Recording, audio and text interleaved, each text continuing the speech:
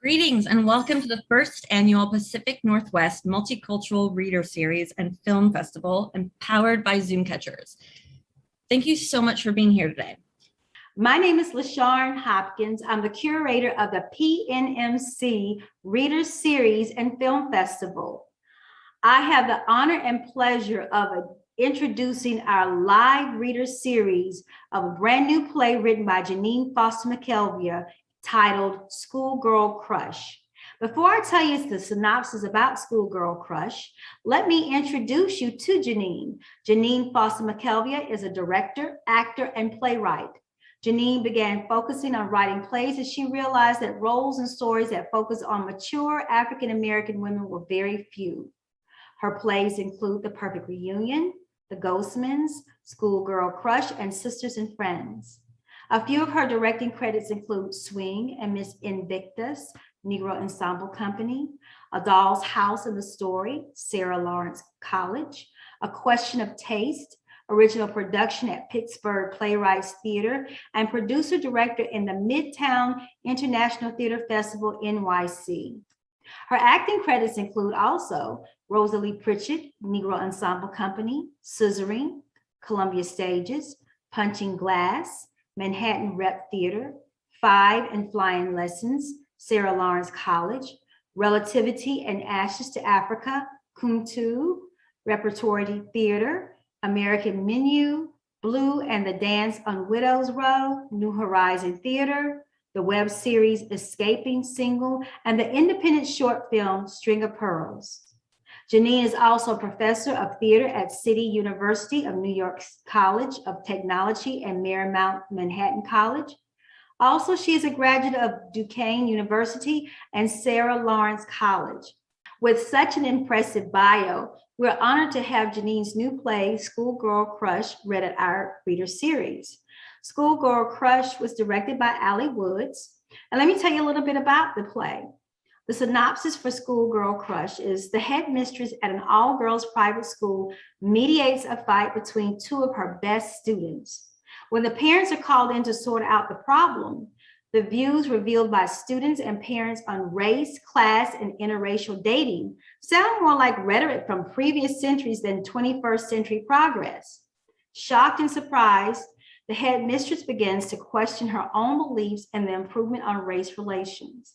So I want you to sit back and enjoy the reading of Schoolgirl Crush, written by Jeannine Foster McKelvia.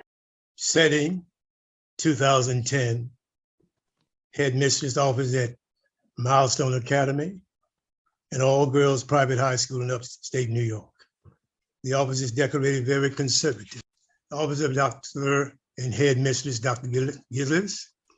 She's sitting in a high back office chair behind her desk. But on the front of the desk are 4 chairs.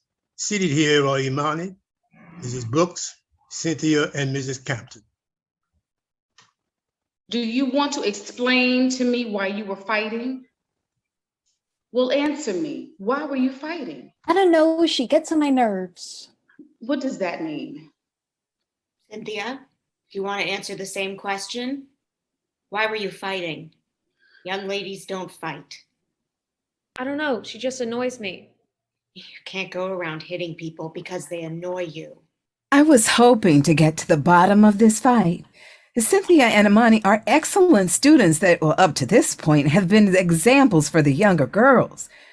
This behavior baffles me. I would hate to expel them from Milestone, but this fighting is unacceptable. If we can't resolve this, I have no choice but to expel them, and I'll have to turn this over to the police. Milestone Girls Academy has been one of the finest girls' schools for over 75 years, and fighting is simply not tolerated. You don't have to tell me what kind of school this is, Dr. Gillis. I went here as a girl, and so did my mother. I know that, Mrs. Campton, which is another reason I am surprised at Cynthia's behavior. What do you mean call the police? This was a schoolgirl fight. These girls nearly started a riot in my school. Your school. When did 2 girls fighting become a riot? Mrs. Brooks, I had two girls fighting, several arguing, and the rest cheering them on to fight. Oh, and a broken lunch table. That sounds like a riot to me. I guess it's called a riot when a Black child is involved. You people are always making everything about being Black. Ladies, please stop. This kind of talk gets nowhere. The question is why these girls were fighting in the first place. All right, you heard the headmistress. Why were you fighting? She hit me, so I hit her back. You hit her? Why did you hit her? No, I told you she annoys me. Being annoyed is no answer. What is going on here? I swear, Cynthia, I am going to take your cell phone and you will not go skiing this weekend if you don't tell me what's going on. Mommy, that's not fair. Imani, why does this girl say you annoy her? What have you done to her? Why does it have to be something I did to her? I haven't done anything to that stupid girl. I don't know what her problem is. She hit me, so I hit her back. Is it fair that I'm missing my hair appointment because of this nonsense? Mrs. Campton, Mrs. Brooks, it is clear that your daughters have some greater issue. Is there something going on at home the school should know about? Dr. Gillis, we live in a perfectly civilized, normal home. We are not accustomed to violence. Oh, well, what is that supposed to mean? That we don't live in a civilized home? That we're accustomed to violence? No, I wasn't saying that at all. So what are you saying? Your daughter slaps my daughter, who has never been in a fight before in her life. She defends herself, and you insinuate that we don't live in a civilized home. Mrs. Brooks, please let's not turn this into something that's not. Oh, well, I think it already has. Now, why did you hit my daughter? We have established that you hit her first. Because Oh, well, your home may be a civilized one, but clearly not an articulate one. you don't speak to my mother like that. You and you. What is it you want to say to me, little girl? What I want to say is, you ghetto bitch, get out. You and your daughter, get out of my school. I hit her because I hate her and I hate you. I hate your kind. I hate that she goes to my school. I hate that my school has let your kind in. I hate you scholarship, affirmative action students, and I hate that you lower the standards of the school. And now I'll never get into Barnard. Oh, I don't believe my ears. Is this what you teach your daughter in your civilized home? Cynthia, what are you saying? Cynthia, if you don't improve your grades, you won't get into a community college, let alone Barnard. Now, what makes you think Imani is on a scholarship? Aren't all of them on scholarships? All of whom? I don't expect you to understand. You probably went to school on a scholarship too. See, Mom? This is what I had to listen to from her and her stupid friends. They call the Black kids and some of the other kids who came over from Booker T High School the ghetto ship students. Like none of us could afford to go here, like we don't belong. Sometimes she talks so stupid. All our parents work, and most of the Black kids at the school belong to Jack and Jill. Cynthia, is this the kind of talk you have with your friends? Sabrina, Natalie, and Beverly talk like that all the time. Natalie is the worst. Shut up your ghetto mouth. Girl, it's about to be me and you. I'm gonna show you ghetto. Bring it home, girl. I can't believe I'm hearing this conversation. Stop talking. Now, Cynthia, are you saying that you think all of the Black students in this school are on scholarship or not qualified to be here? Well, aren't they? I mean, they're not as smart as the white students, and I know they don't have the money. They're on welfare. You are so stupid. There's more white kids here on scholarship than Black. You wish. Don't speak, either of you.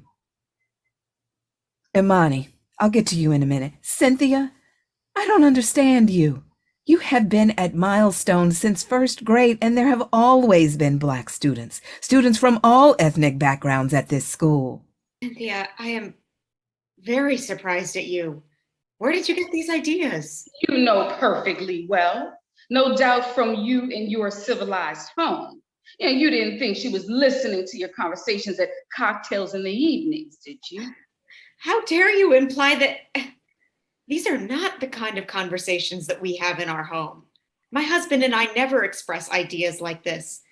In fact, some of our... Don't say it, please. Don't say it. Some of her best friends are Black. No, that's not it at all. I was going to say that some of our most trusted help is Black. Oh, well, now that's better. I bet you think that's a real sign of your liberalism. Mrs. Brooks, you are completely missing my point. No, Mrs. Campton, quite the opposite. I see your point very clearly. Ladies, please. Cynthia, where did you get such misinformation? I know that you know what you said is not true. Of course, you're going to take their side. You're one of them. Them? There is no us and them. Yes, there is. You are one of them. My granny said that when she went here, the only colored at this school mopped the floors and cooked. She said in her day this was a good school for nice white girls to get their education, and now they just let anybody in. Cynthia, I don't think my mother said that. Okay. I've heard just about enough. Dr. Gillis, what are you going to do? About what? What she said? Nothing. I can't punish a child for repeating what she hears at home. What she hears at home, she brought to school and slapped my daughter. And your daughter slapped her back. So, if I'm going to do something, it will have to be to both girls. Look, that's why I need to find out what is going on here.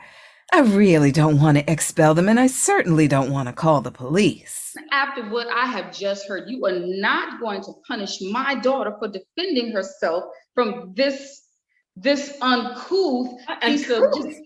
Are you saying that my daughter is a savage? Well, your words. I'm saying your kid started this. My daughter only defended herself. So the way I see it, your kid should be expelled, not mine. Really? And if Dr. Gillis calls the police, your kid is going to jail and not mine. Well, Dr. Gillis, are you really going to call the police on a young Black girl? Ladies, the fact is both your daughters were fighting.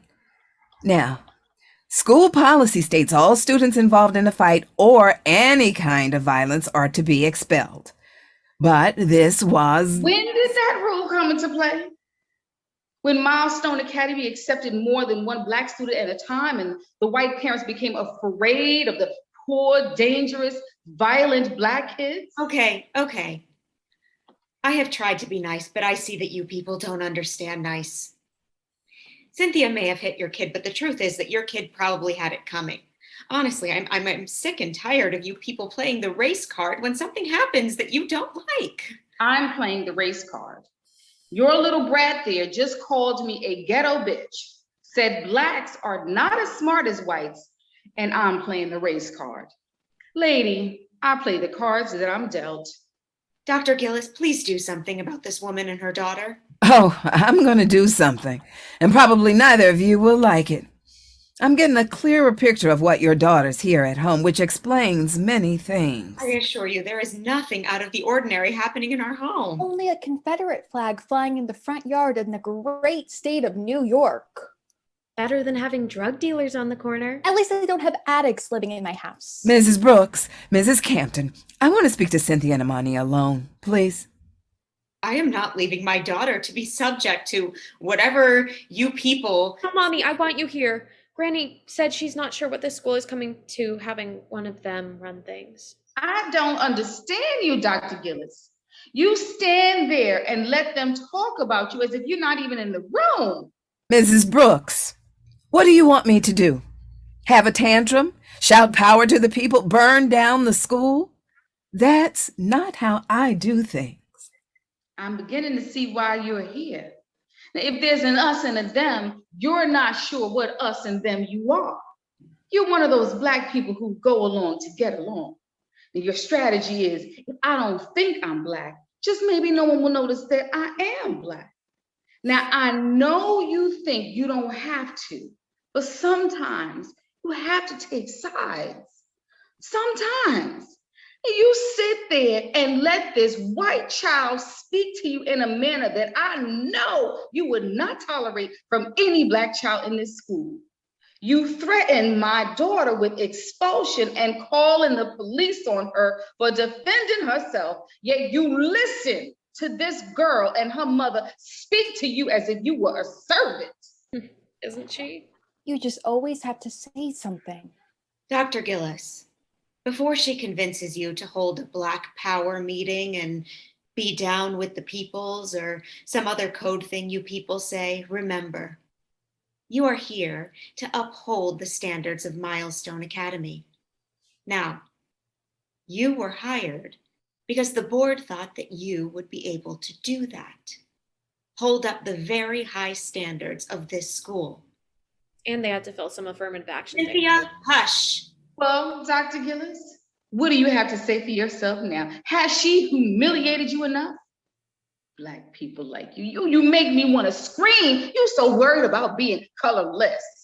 Now, no matter what, Dr. Gillis, you are still Black. You were born Black, and no amount of pretending, hiding behind your degrees, or playing Uncle Tom is going to change that. And no matter what you do, you will still be Black. And that, my friend, is a fact. Now, if you ladies are through, I want to clear a few things up. For all of you, mothers and your daughters. First, I am not indebted to or owe favors to or am I owned by anybody. Not the history of being Black or the board that hired me to run this school. Whatever I have earned it. Believe it. I have earned it with all the blood, pain, and sweat that come with being a Black woman. Second, contrary to popular belief in this room, I am in charge here. I have free reign to run the school and discipline its students. Read my contract and the duties prescribed therein. Cynthia, as for you, young lady, don't you worry about who's on scholarship and who's not. You just worry about keeping your grades above a C and if you will get out of Milestone without a baby or an abortion. Mrs. Campton, you might want to pay more attention to your daughter and take the white sheet off your face. Mrs. Brooks, you put down the protest sign. I have had about all I am going to take from you, mothers. Now, please, let me speak to Monty and Cynthia alone. I could have your job. My father and my husband sit on the board of this school. Mrs. Campton, you are welcome to it. You still think being an HNIC makes you safe? When will you learn you have no real power? I have never been more aware of class and color until I came to this school. Dr. Gillis, I'm sure I don't know what you are talking about. I just want to know if you are going to expel this girl for hitting my daughter. Remember, your daughter started this. Dr. Gillis, when you look in the mirror or walk into this school for that matter, I don't see how you couldn't be aware of color.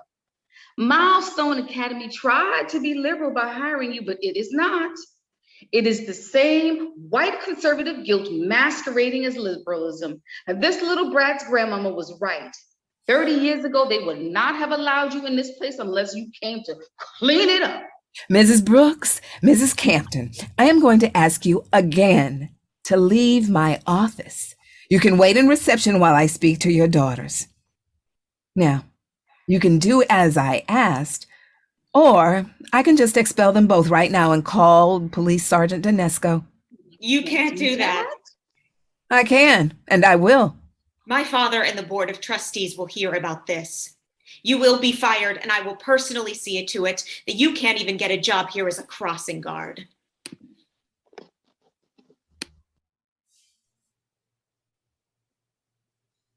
Your mothers have stepped out now.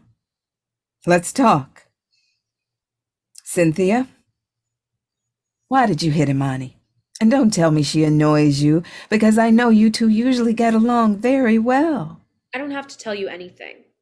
You know I'm the only thing standing between you and a new school. My mother Is not in this room, and you are going to talk to me about this fight. There's nothing to say.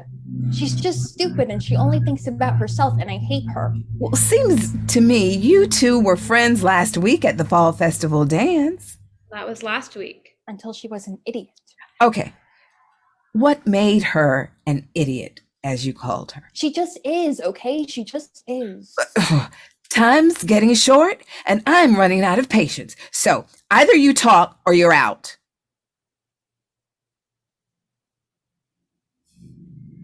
At the dance. That's where she was stupid. I was not stupid. You were stupid. What happened? Kareem, my brother, was at the dance. He goes to the Milton school. I know. What has Kareem got to do? She kept talking to him. What's wrong with that? Well, Cynthia's your friend. She's talking to your brother, not seeing the problem. No, she was talking to him. She wants to date him. I still don't understand what this has to do with you fighting. Does your brother want to date her? I don't know. It doesn't matter. She can't date my brother. Imani, I know you're close to your brother, but don't you think this is overreacting just a little? Your brother's only 17. No one's getting married. She's white. She's white. My mother and father will have a fit. They would be so mad at Kareem if they knew he was talking to a white girl. You don't mean that. Yes. My mom says she didn't work hard all her life for it to go to some white woman. She can't make that much cleaning houses. And my father's always telling him, don't bring no white girls home. He said, look at OJ. Isn't that reason enough not to date white girls? Funny, my father always said that OJ's the reason I can't date black boys. Hey, enough of that kind of talk. What you missed is that your brother wanted to talk to me. No, he didn't.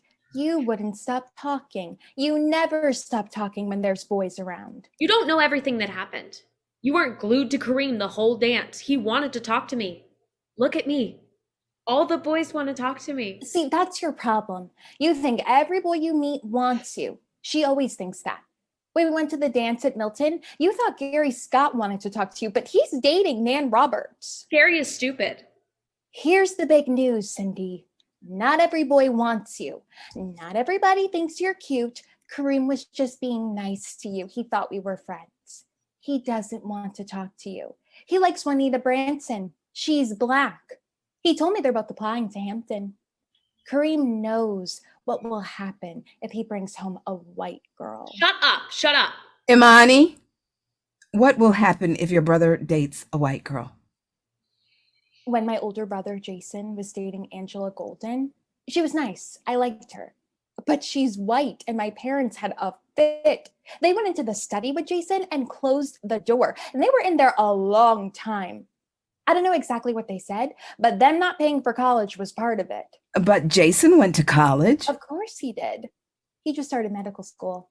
He's going to be a surgeon like my dad. Jason stopped dating her. You see, I couldn't let Kareem get in trouble. So when I told Cynthia he couldn't talk to her, she hit me in my face. I hit her back. I'm not letting my brother get in trouble because of her. She called our house, and if my father finds out she's white... Were you fighting at the dance? No. So the disruption in school this morning is about your families and their racial views and not accepting your brother's dating choice. Yes. No. It's about my brother getting killed. Cynthia said if her father knew she called a black boy, he would kill the boy, then send her to convent school. I did not say that. I said my father would castrate the boy and then send me to convent school. Really, Cynthia? Did your father say that? Yeah. My father's always talking about black people and white people marrying. He calls it race mixing. Granny said it used to be against the law. Yes, it was against the law, but not now. Daddy says working together is one thing, but playing together is something else. My pop-up said he'd rather work in the fields or in a factory so he wouldn't be caught in no mess that had to do with a white woman. He said he didn't want to be another Emmett Till. All right. I've heard enough. Do you girls understand that some of what your family is saying is, well, wrong and prejudiced? Well, Dr. Gillis, I don't know. Black people are still dealing with racism. Yes, because of people who spout these misinformed, closed-minded ideas. The world's problems aside, what about you two? I thought you two were friends. Is your friendship gone? I don't know. We were friends. Best friends, I guess, in elementary school. Yeah, but it seems that when we got to 7th grade, things changed. You didn't want to eat lunch with me anymore. You didn't want to study with me anymore. Because you started hanging out with Sabrina and Natalie. You joined the Black Student Association. They're my friends. And Black students feel like they need a voice here. A voice to do what? Make plans for gang fights? Ladies, are you listening to yourselves? Face it, Dr. Gillis. The Black students don't always feel welcome here. even if you are the headmistress. If you look at the tables in the cafeteria, the white students sit with each other. The black students sit with each other. Almost everybody sits with the people like them. Except for the football team and geeky people. The football team is dumb trucks and the geeks. Who wants to sit with them? Ah, you do have something left for a friendship. Are you going to expel us? That is the question, isn't it? Quite frankly, I'm not sure what to do about this. Here's the thing. I cannot punish you for the values your families give you. That is not my domain, but the school is. You brought violence into the school, and that I will not tolerate. Can't expel me. My father will. Your father will have to accept my decision like you will. Imani, you mentioned Emmett Till. Do you know who he is? No, not really. Do you, Cynthia? Why should I know who that is? Well, you should know. You're not expelled, but suspended for 3 days, both of you. But don't get excited. It will not be 3 days of video games and binge watching television. I want you to read about Emmett Till and the woman who was his accuser. Why did she do it and confess 62 years later that she lied? You joked about OJ, but race and dating have a history and is serious. Race and what it means is serious, and lies and misunderstanding and this hate. It hurts people and ruins their lives. And it's time it stopped. I can't believe I have to say this to your generation. I thought you young people were crossing this racial divide, but clearly I was wrong. Write a 10-page paper on race and what you can do to affect change in your little corner of the world. But Dr. Gillis, that's not fair. Get out of my office. Go home. Standing behind her desk, Dr. Gillis looks at the door and realizes it is not locked. She crosses over to the door, but before she can unlock it, both mothers burst into the room. Dr. Gillis, have you lost your mind? My husband will hear about this. Pack up. You are out of here. You just can't ever be on the side of your own people, can you? Even when it's the right thing to do. I'm finished discussing your daughter's issues. I made my decision. You heard it. Leave my office, please. I will see you and your daughters in 3 days. Goodbye. Please leave my office. You will hear From your husband, so you said. Looking forward to it. Mrs. Compton and Mrs. Brooks exit through the office door. Dr. Gillis immediately crosses to lock the door, but not before Mrs. Brooks re-enters. Barbara, I know you think you don't have to be black or white. You know, choose sides, but I keep telling you, sometimes you have to, and this time you came up short. Why? Huh? Why do I have to choose black or white? Why can't I just choose to be fair? Why can't I choose justice? Because this is America, and justice in America is always about black and white. Now, after 400 years of racism, systemic racism, one black president does not make for a post-racial society. I want to believe things are moving forward. I need to believe that. But I just don't know. Well, some things, yes. Others, not so much. I know this is hard for you. Being raised by a white family really left you confused. About what? About who you really are. See you at sorority meeting. They are coming after you, you know. Well, you do know that, don't you? Yeah. I'm sure they are. Mrs. Brooks exits. Dr. Gillis crosses the door and locks it. Goes back to her desk, pulls out her cell phone and dials. End of play. And now cast members: Violet D. Besh as Cynthia Campton, Janelle Murray as Imani Brooks, Amy Greenspan as Mrs. Campton, Malika Nzinga as Mrs. Brooks, Meseret Stroman Wheeler as Dr. Gillis, and I'm your narrator, Allie Woods.